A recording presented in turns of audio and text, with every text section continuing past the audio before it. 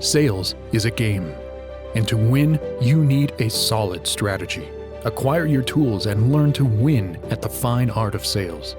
With over 40 years of sales expertise selling luxury items to the top of society, Scott Grosclose shares with you exactly how to get to checkmate and win. Here is Scott Grosclose. Hello and welcome to Up Yours. My name is Scott Grosclose and I'm here with Ryan. Good morning. Good morning. Well, today we're going to have a little fun because we're going to be talking about a couple of really interesting subjects when it comes to sales. And I'm going to steal some information from one of my favorite authors, Stephen Covey, The 7 Habits of Highly Effective People. People don't read that book properly. They buy it, it's $18.95 on Amazon, and they get it home and they start reading the first, second, third, fourth chapter, and then you put it down. And unfortunately, that is the wrong way to read that book. You have to read one chapter at a time and then force yourself to put it down because it's a good page turner. Yeah.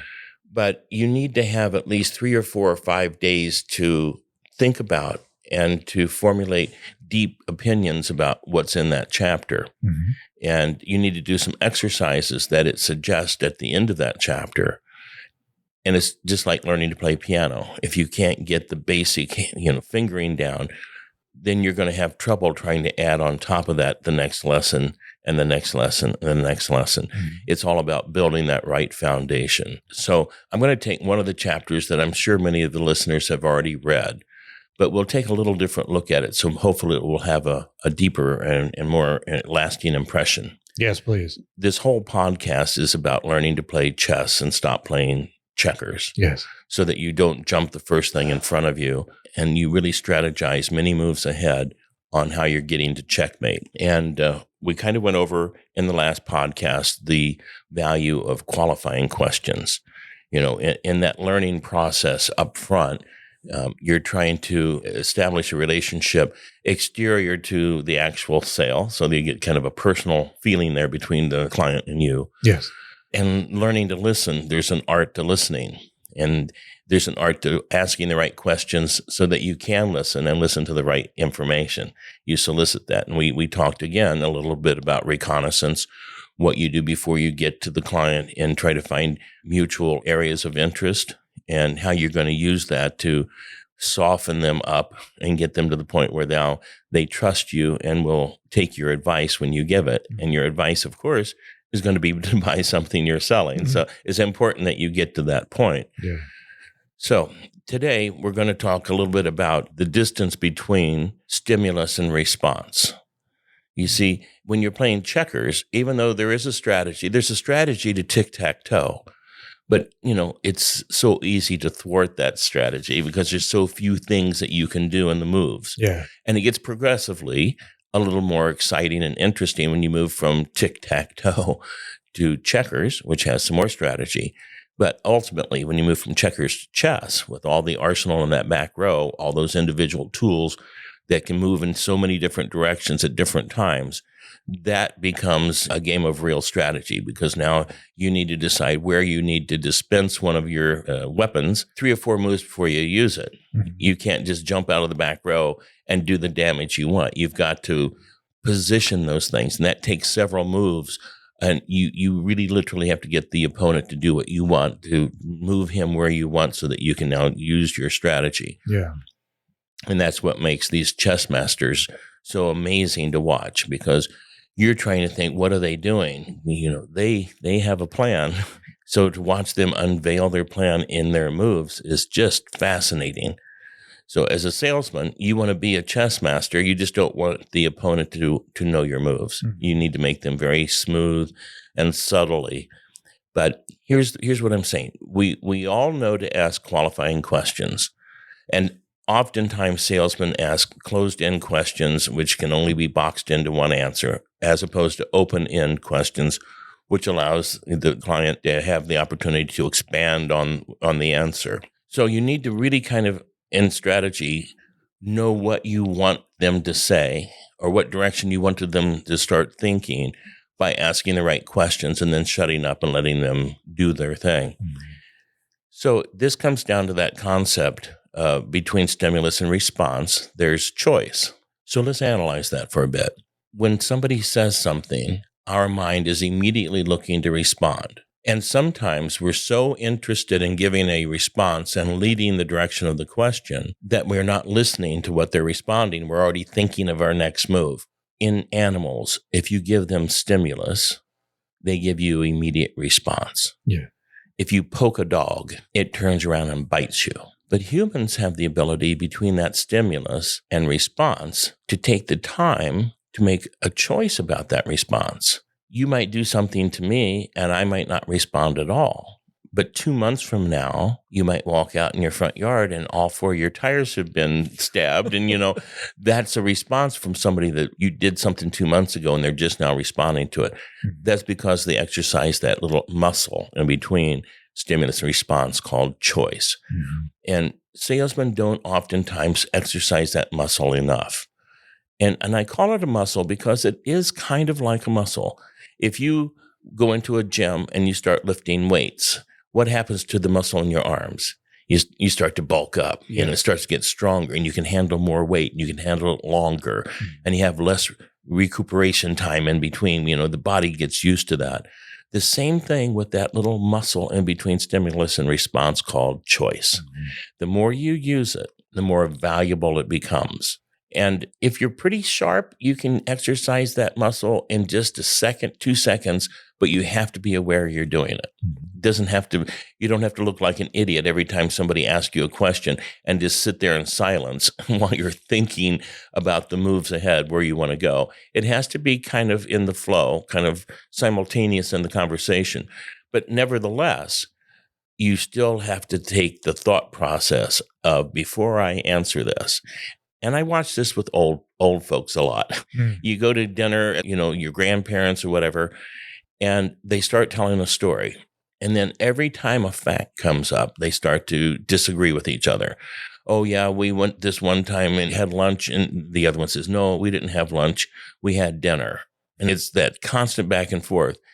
Before you respond, take the moment to think about your response, what it's going to mean and do to the goal of your conversation, and then get better at that. Most salespeople just don't exercise that muscle. But if you're aware that it's there, at least you can start practicing using that choice more often.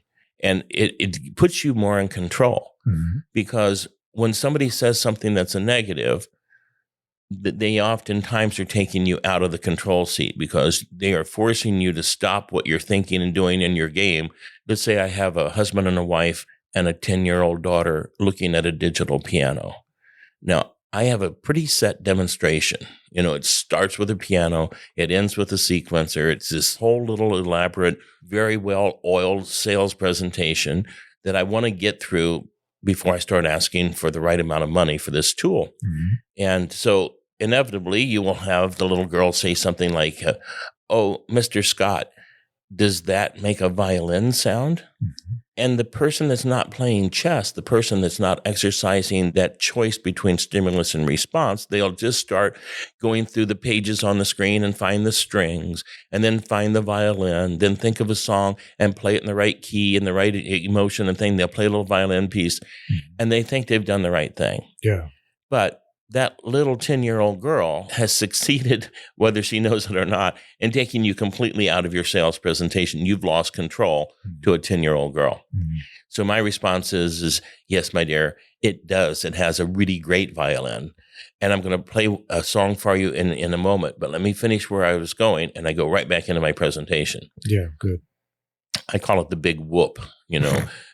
People will try to stop you and say, do you have a business card or do you have a brochure, trying to get out, And my answer is always, yes, I do. And let me grab you one in just a moment. But let me show you one last thing. And then I go into anything. I re-engage them in thought and conversation, knowing now that they're wanting to get out. And so I try to make it more interesting and clearer and more concise. That's just input. But without taking that to separation of stimulus and response and exercising choice, you really are kind of flying with no absolute control and plan. Yeah. And so that's really important that the salespeople, first of all, I suggest they read the 7 Habits, and read one chapter at a time and digest it. But if you just take away from today's podcast one basic thought, that is learn to exercise that muscle of choice, because that's going to add to the bottom line for you and your company. And the more you use it, the better you get. So why do you think it is that most salespeople don't even exercise or even use that muscle? I honestly think it's just a lack of education. Why don't you take your own appendix out? You know it's there. You know where it's at. You know it hurts. Just stick a knife in and you grab it out. But there's somebody that's taken a lot of time. 4 years of college, then 4 years of medical school, then 2 years of residency. They've got 10 years of their life. You trust them. You understand that they know a lot more than you do. Salesmen very seldom seek sales training. Some companies will have trainers come in and they'll spend 4 hours and they'll buy lunch and put them all in the auditorium and have a sales training. But salesmen very seldom themselves will seek out the training. People that buy self-help books are looking for knowledge. People that read self-help books are looking for a solution. The reason why salesmen generally don't know some of this information is because they haven't been taught to even be curious enough to look for a solution. So just this one tool, even though it seems kind of simple, stimulus versus response, in the middle is choice, it possibly is one of the most valuable tools in my arsenal. And it's at the forefront of every conversation I have with another human being, no matter where I'm at. It's always about getting what you want. It's used in customer service. Well-trained customer service reps know how to diffuse the situation. You fix the person first and then the problem. So you call American Airlines and you're all upset because they lost your baggage. And you say, listen, I flew in from Detroit. I got here, my medicine, my clothes, my business briefs, everything, it's lost. And you're angry. And the person on the other end of the line, you're the 50th call for the night. Everybody is having the same problem and has the same reaction. And so that person has to stop you because you're angry, and there's no way to deal with an angry person. A well-trained customer service rep will say, I understand how you feel because I had the same thing happen to me in Miami a year ago with my family. So I totally sympathize with exactly how you're feeling. So if you will allow me, I'm going to put you on hold and I'm going to start the process and find out how we can best help you with this problem. And all of a sudden, the person now kind of calms down. So you fix the person first and then the problem. Now, it doesn't always work because some people are just angry to be angry. But it's a good start. And what rule did that customer service use? Between stimulus and response, there's choice. And in that choice lies the power. And in that particular case, that customer service rep on the phone made the right choice between stimulus and response. So many times we don't. And if you don't know it exists, how in the world can you practice and get better at it? Yes, right. So that's the value here, is that I'm hoping to bring things to light. Some people know and they just forget to use. This is one of the golden rules. This is one of the most important rules. To constantly be on your game, you have to be aware that between stimulus and response is choice. And in that choice lies your power.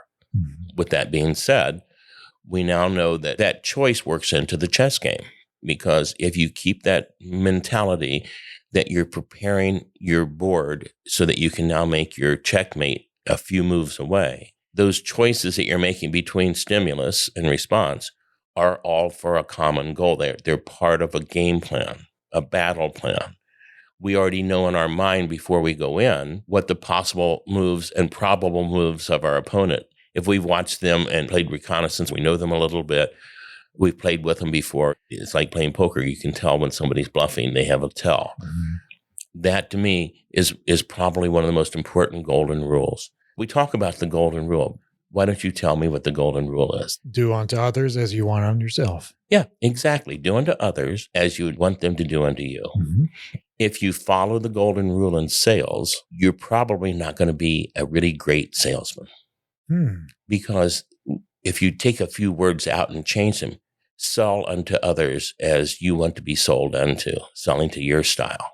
But in that initial conversation where you're giving qualifying questions, you're also at that time, again, playing chess. You're getting to know your opponent, and you put them into categories, 4 different personality types. This is Dr. Tony Alessandra. You can look him up on YouTube, some great videos, great books. Have purchased his $400 set of training seminars. And the 4 personality types we'll go into just for a second because it's again, part of our strategy. You have a dominant director. You have my style, the entertainer. You have a relating thinker. And you try to break those personalities down, and then you sell them the way they want to be sold. So if a guy walks in your store or you're doing an office call and he's a dominant director, he's going to be busy. He's going to be agitated that you're taking his time. He wants to see the brochure with the specs. He wants the information, put out in a very concise way, and he wants to make a decision and move on. If you walk in with that Southern, hi, how you doing? How's your wife? Where'd you go on vacation last year? That's so totally going to turn him off because you're trying to sell him in the way that you would like to be sold, not the way he wants to be sold. He's going to see it as a waste of time. Just won't connect. And you take the relating thinker, the Volvo driver, the one that wants to think what's good for the group, the family. And you walk in with this dominant director presentation. Here's the facts. Here's the figures. Here's the numbers. Let's make a decision. They're going to be totally turned off again. And when you sell somebody like me, the entertainer type personality, you're trying to talk to them about how it's going to make their life happier and more fun. They're going to be driving the red Porsche with the top down. Look at me, look at me. And if you walk in again with the other personality type presentations, they're going to get bored within 20 seconds. You have to get that connection really quickly. And so from the moment you shake hands or connect eyes, you're starting to immediately watch their mannerisms, look at their desk. Is it nice and neat and everything is in its place, or is it messy? How they're dressed, their gestures, how they greet you. All of that decision-making should be kind of natural. But if you don't know what you're looking for and you've never read or been trained on this, then you just walk in and you're throwing it at the wind. You're going by instinct. You're going by what you know. And you're probably going to do the golden rule. And by the way, the golden rule has some fun meetings. In New Jersey, the golden rule is do unto others and split. In New York, it's do unto others before they do unto you. And in California, the golden rule is do unto others only if you think they're going to do unto you. So the golden rule as it's written in the Bible is literally, if you follow that in sales, you have a higher degree of not being successful in making the sale than you do if you do the platinum rule, which is to sell people the way they want to be sold. So that, again, is part of the chess game. So as you see, we're picking up pieces here. From the time we walk in and sit down with that client on the phone, in person, even by email, you're trying very quickly to find a way to connect with them. And that means you have to be observant first. God gave you 2 ears and 1 mouth for a reason, to listen twice as much as you speak. And that's hard for salesmen to do. I kind of tease, people like to talk about their favorite subject themselves. Yes. So in that qualifying part of your presentation, when you're just getting to know somebody, you're, again, playing chess. You're asking them questions that will get them to open up. Not just so that they feel comfortable, but they're going to say things in that opening that you are going to be able to call back like a comedian. 5 moves down, 30 minutes from now, you can reach back and pull something out of that opening dialogue that you can use as a close, especially when you're asking people what they're looking for, what they want, what they've seen, what they need. And that's another really good tool to understand that not every customer is a good client. Your product is not right for every customer. It makes for a very long day to try to sell somebody something that they don't need. So in that qualifying, you're trying to make sure that this client is a good prospect. And again, that helps you with your chess game. I'll tell you a quick story. One day, this husband and wife came in and wanted to see a very particular model piano. It was a Kawai upright. And it was a popular model with educators. I sold 100 of them to the Clark County School District one year. So a very, very well-known model of the Kawai piano line. Mm-hmm. And so I got to the price, and I'm bringing the price down. Of course, they told me that they're a Korean church. They brought out their tax-exempt certificate, which they had with them. They knew they were going to use it. It was good. And I gave him a price around $2,700. And the husband reaches in his pocket and he counts out $2,400. And he says, that's all the money I have. And I said, well, I have options. I can make a COD for the balance. If you want to finance some of it, we'll do a credit application. Just tell me what I can do to help you. And he said, no, that's all I have. And after a few minutes of going back and forth, I'm playing chess. I want to get to a close and move on to the next client. I spent enough time with this customer. I now need to have a conclusion one way or another. Mm-hmm. And so when I've reached the point where I've used all logic, again, I make that choice from that stimulus to my response. And I turn around and I open my copier next to my desk. I pull out a sheet of paper. I get a pencil and I start drawing a map. And I said, okay, here we are next to Trader Joe's. And I want you to go down Sunset about 2 miles and turn right on Eastern. And you go about 3 miles to Sahara. And the guy says, what are you doing? I says, I'm helping you buy a piano. I says, let me finish. I says, when you get to Sahara, you turn left and go about 100 yards, about a football field, and turn left at this address. And I wrote the address down. Mm-hmm. I said, I used to manage that company for 3 years. I know their product line, and they have a piano for $2,500 that they can easily sell you and service for you. And I think you need to go there. Mm-hmm. And the customer looked completely confused. It's kind of like, what are you doing? I'm helping you solve your problem. You told me what your problem is. You want to buy a piano. You have everything in order. You have your tax certificate. You have cash, but you're offering $2,500. I'm showing you where you can go to find that price, and everybody will be happy. And he just looked confused. Like, why would you send me to a competitor? Because at $2,500, it's not profitable for me to make that deal. I have to know when a sale is not in my best interest and be okay with that. Go home and live with that. That's okay. You can't sell every customer. You can't expect to. Mm-hmm. The man stood up and in his other pocket pulled out $300, and I had the $2,800, and they got the piano they wanted, and they didn't pay the sales tax. But salesmen are terrified to turn a sale down because they have this mentality that it's a game where you have 10 ups, and if you sell 3 or 5 of those, that's your sales closing ratio. That's what you're graded on. But a smart salesman isn't going to lump those sales like that into some number, because there are certain sales you determine quickly enough that you don't want to make or can't make. And you have to be smart enough to walk away from the sales when they're not good for you. This is not totally a game of trying to satisfy the customer. It's about finding the right customer, finding the right product and the right price and the right service, and then fulfilling all the things that you're obligated to. What game was I playing when I pulled that sheet of paper out of my copier and gave them directions to a competitor? That wasn't checkers. That was chess, because I already knew and planned on the fact that they weren't going to go buy it. And I told them the name of the piano down at the other place, and it was a little private label name that nobody had ever heard of. They said, if that's what you want, you can go buy that, because that's what you're saying that you can afford. Yeah. And I don't want to stand in your way. I want your church to flourish. I want you to be happy. I want your people to be singing and making music every Sunday. So I'm not the enemy. I'm actually helping them. Right. Of course, they knew I was being kind of a smart ass. Mm-hmm. But they also knew that they were being idiots and trying to get me down below a price that was already at the bottom of the rack. Yeah, and you called their bluff. You can't be afraid. That's called the takeaway close. So qualifying questions, those first 1 minute of connection, making sure that you're trying to understand their personality type so that you can adjust your presentation, your speech patterns. Let's recap real quick where we're at, because the next part of this is going to be really fun. I have a really fun story. We're always playing chess.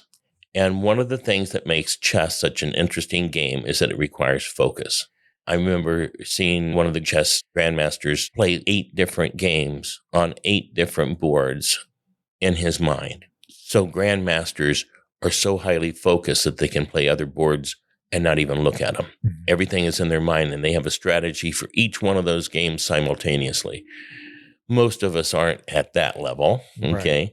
But everybody to a certain degree can play one board, one game extremely well, better than sometimes they think, if they simply focus on the game. And it helps when you're in the middle of a chess game to remember that you're playing a chess game. It's the same thing in sales. It's important every moment that you're connected with that customer that you remember you're playing a chess game. So between stimulus and response, that choice, you're stopping and you're thinking 3 or 4 or 5 moves ahead where you want to maneuver, what direction you want to go. And salesmen do it automatically. Somebody comes in and says, I'm looking for a 2-door red convertible on a car lot. Well, that doesn't take a brain surgeon to search through 100 cars in inventory and pick the right car to go to. Yes. But quite frankly, it's hardly ever that simple. And buyers are liars. They will tell you one thing when that is not necessarily true. They'll say, we're looking to buy a piano and we want to spend about $3,000. Well, if you're a salesman and you listen to that and accept that as truth, you're going to turn around and start taking them to the pianos between $2,700 and $3,200, and you're going to probably demonstrate, talk them into, and sell them and deliver that product. My thing is that their estimate of what they want to spend is based on their knowledge. When they walk in, they have knowledge. Either somebody else had a piano that they told them how much they paid. It could have been 15 years ago that they bought it, but they still remember how much they paid. And all of a sudden, that's a piece of information somebody has when they walk in a music store, is that reference. And so they're going to tell you what they think is what they want. But very oftentimes, and most often in times, it's not really the tool they need. I think we went over in the last podcast the concept of buying the wrong guitar for a guitar student, and they didn't learn. And the salesman needs to understand that the guitar was not what they came in for. They came in so that their kid could have music education and play and understand and enjoy music for a lifetime. So when you're playing chess and you're playing it seriously, you listen to the customer, but that doesn't mean you have to believe everything they say. So between stimulus and response, we want to make sure that we're understanding that buyers are liars. We have to get to their personality type so that we do our presentation properly. And once we get some of that going, the game becomes a whole lot more exacting. It becomes a lot more fun to play because every move you make, you can feel a significant advance in the right direction. It's like on a battlefield. If you're looking from a satellite, you can see how the troops are advancing here and the armor group is moving here and the Navy is moving there. And it all starts to come together and play through. You can feel that end result that you're looking for getting closer and closer with each word you use. If you first of all know what the game plan is, you stick to it, and you follow some of these simple rules. The saddest thing is that in most sales training, they kind of fluff over the basics of what these rules are about. They give you an example, and then you take that example and try to implement it. But when you dig deeper and you understand the psychology behind these rules, then when you use them, they're more fun, actually. The more you know about the equipment that you're using, the armory that you have at your disposal, the more fun the game becomes and the more successful you become at it. Because it is a game. It's not a job. It's not a process. It's a game. It's one of the few jobs that, every day, as a salesman my whole career, and I had an opportunity between music stores. If I managed a music store and decided to leave for some reason, I would never go to a competitor the next day and ask for a job because the place I'm leaving would anticipate maybe that I'm taking their mailing list or leads that I've been working on, organizations that I have connections with. So I always wanted to leave the industry for a minimum of 12 months. So one of those sabbaticals, maybe you'd call it, I left a music store and went and sold art at Caesars Forum. It was, I think, 1991 or something. It was the year Caesars Palace built the big shopping mall called the Forum. And there was a very large art gallery in there owned by a guy that had several galleries in town, Dick Perry. Minotaur Galleries. It was huge. It had Leroy Neiman originals and some Rembrandt etchings, some really expensive $250,000 art, in addition to more affordable stuff. And it sold jewelry. And I went in there and I didn't know a lot about art except that I always appreciated it. And I sit down with the owner and said, I'd like to come sell art. And he says, have you ever sold art before? And I says, no. He says, well, that's pretty important. And I brought out some pay stubs of weekly paychecks. And he looked at my closing ratio, and it was exhibited in numbers. So you see the weekly paycheck, $5,000, $6,000, $4,000. And he gave me the job, and I did well. I really enjoyed that. 1 year I sold motorhomes for Camino Camper. And that was a year I had a lot of fun because as a kid, I was always camping and with my parents. So it was my wheelhouse. And then 1 year I sold boats over here on Boulder Highway for Las Vegas Marine. And what I found is that selling high-end art, selling high-end motorhomes, selling really great boats, and of course, my core product of grand pianos, very expensive European pianos, I found it was the same customer walking into all of those shops, the same mentality, the same income earners, the same homeowner, same basic personality. So using my abilities between stimulus and response, making the right choices, determining their personality types and adjusting, I was able to be successful in industries that I wasn't really that familiar with. Mm-hmm. And I did the homework. I took the brochures and studied the motorhomes. I studied the boats. I tried to learn a little bit about some of the artists. But high-end sales, when you're talking about products, let's say over $25,000 up to a couple $100,000, it's generally the same battle plan with a little different information through your reconnaissance. The product knowledge is different, but the selling techniques and the selling tools are virtually the same where you go. That's why I'm saying, as a salesman, you can drop me in any city in the world with a pen and some time, and very quickly I'll find a way to earn a living because I can go sell just about anything because I know how to sell, not that I know how to sell a product, a particular thing. So in these podcasts, it doesn't matter whether somebody's selling a tangible product, a motorhome, a boat, real estate, or an intangible product like a life insurance policy or health insurance, annuities, any of those kind of financial things. The selling techniques are virtually golden rules. They are foundational and they work in every circumstance. And they work in person or over the phone and even in the way you write your emails. I'm always judicious with my words in an email. I will read an email that's important, a sales presentation. I will read it probably 7 or 8 times. And each time, my goal is to take out 3 or 4 words, even if it's just simple ands and buts and this and that, because time is really important. People only have an attention span of maybe 5 minutes. You have to group this into scenes, if you would, like in a movie. In order to keep their attention, you have to have an opening, a middle, and a close to each one of these little vignettes to keep their attention and keep them focused. But that's all part of playing a proper game of chess. The next thing I want to talk about, again, we'll change tracks here a little bit, is finding the right tools for what industry you're in and then investing in the best tools that you can afford. Tools can mean anything from clothing. So maybe the suit and the shoes or the accessories that you wear might make a difference in some selling scenarios. Certainly cleanliness and fingernails clipped. If you smoke or have lunch or something, make sure and keep a toothbrush in the bathroom. It's all about presentation. Some of those are just natural. You should be able to do those without even thinking. But it's the other tools sometimes that we invest in, the computer that you use, the laptop. Or if you're taking people around, it could be the car you drive in. I'll tell you this really quick story. It was 1983, and I just bought a brand new car.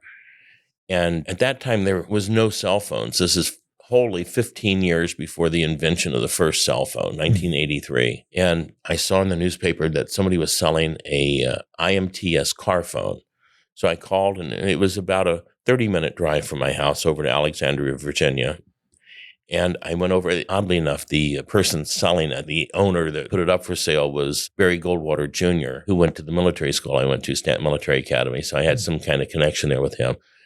But I took my car over and I was really concerned because they wanted to drill a small hole in the middle of the trunk and put this little 3-inch antenna. And I just bought the car. I mean, I had less than 2,000 miles on it. So they said it would take like 5 hours. So I dropped the car off. I picked the car up. I try the phone out. It's a little Princess phone under the armrest. And I call my office in Silver Spring and I give my associate the phone number and I hang up the phone. And I'm driving back home. I'm on the George Washington Bridge crossing from Virginia into Maryland. And the phone rings and I pick it up and I go, hello. And they said, is this Scott Gross close? And I said, yes, it is. And they said, this is a Lieutenant Commander, I can't remember the name, from the Pentagon Department of the Army. And I said, wow, you guys are really good. How'd you get this number?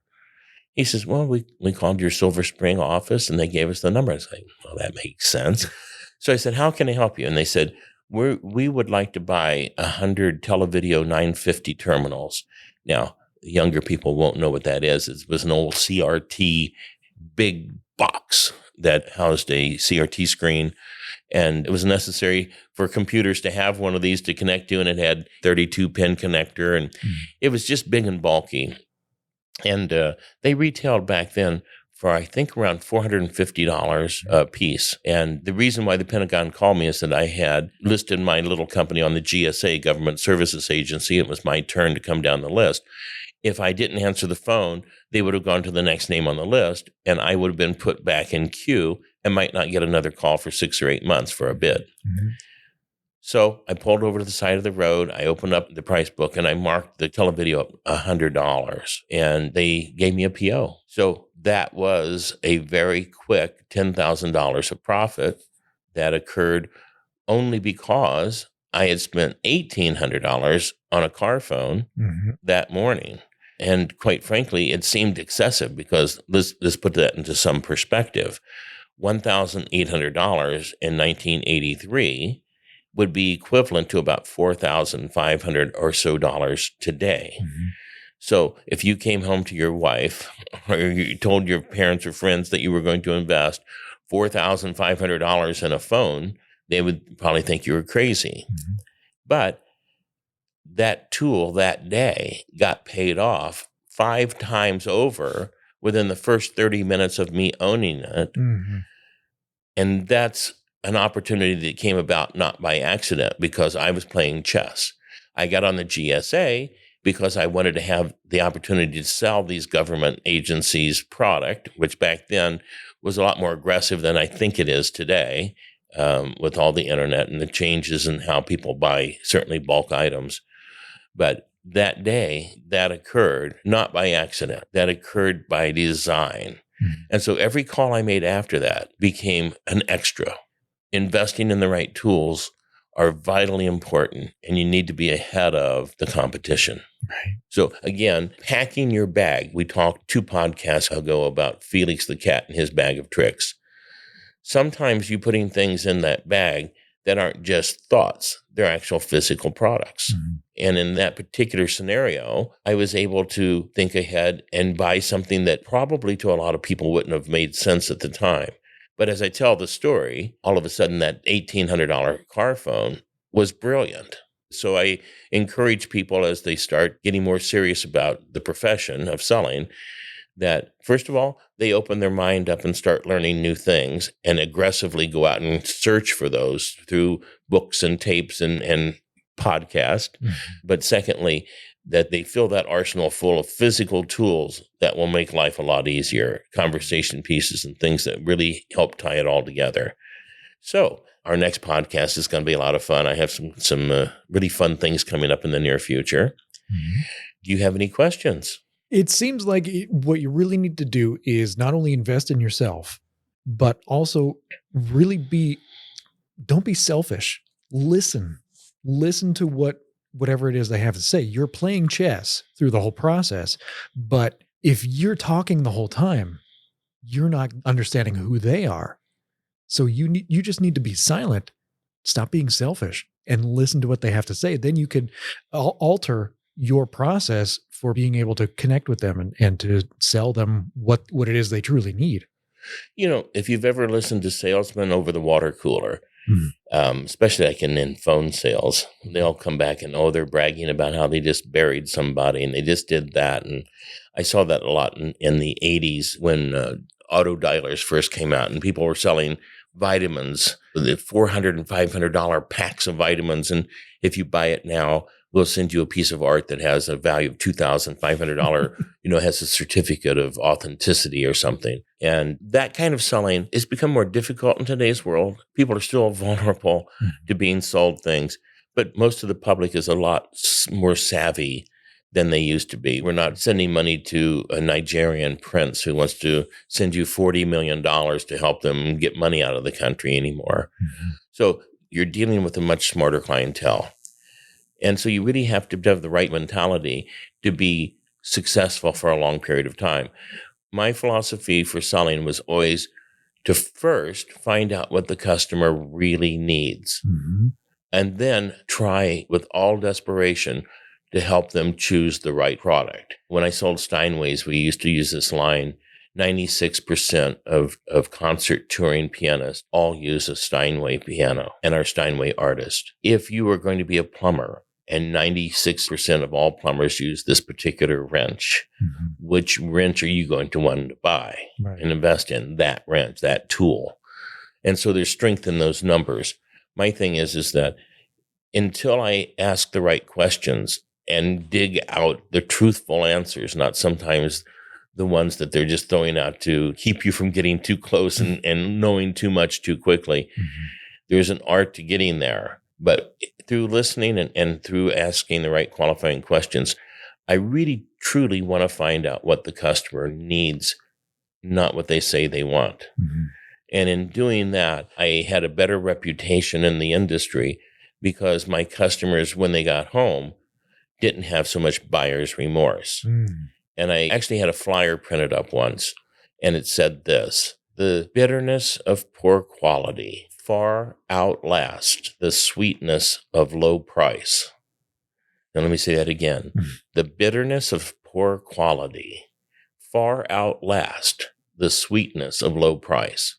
Just because you can find something $100 cheaper on the internet or something doesn't necessarily make that the right choice. Right.